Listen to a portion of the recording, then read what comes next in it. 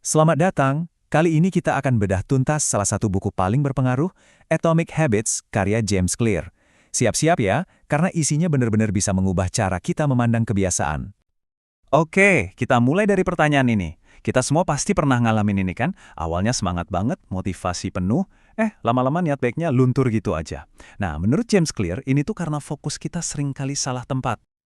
Jadi, ide utama dari Atomic Habits itu sebetulnya bukan soal perubahan yang drastis atau revolusioner. Sama sekali bukan. Intinya justru ada di kekuatan luar biasa dari perbaikan-perbaikan super kecil. Cuma 1% setiap harinya. Nah, ini bagian yang keren banget. Coba deh lihat matematikanya. Kalau Anda bisa jadi 1% lebih baik setiap hari selama setahun, hasilnya itu bukan cuma sedikit lebih baik loh. Anda bakal jadi hampir 38 kali lipat lebih baik dari sekarang.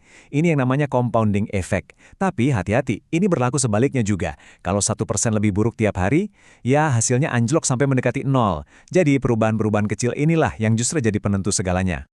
Intinya, persis seperti yang dibilang James Clear, sukses itu bukan soal satu momen besar yang mengubah hidup. Bukan. Sukses itu adalah hasil dari hal-hal kecil yang kita lakukan secara konsisten, hari demi hari, yang kemudian menumpuk jadi sesuatu yang besar.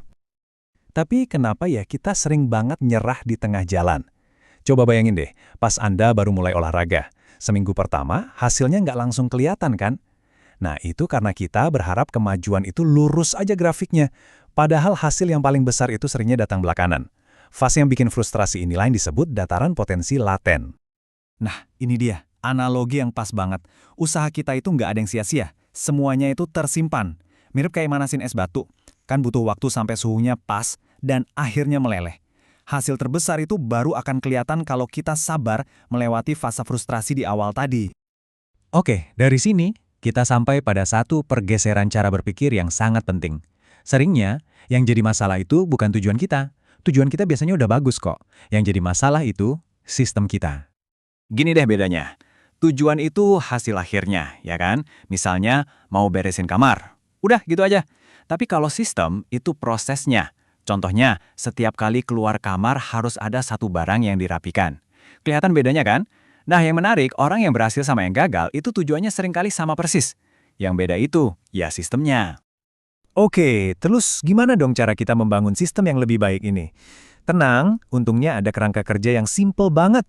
Cuma 4 langkah aja untuk melakukannya. Jadi ada 4 hukum nih. Pertama, jadikan terlihat, taruh pemicunya di depan mata. Kedua, jadikan menarik, bikin kebiasaan itu jadi sesuatu yang asyik.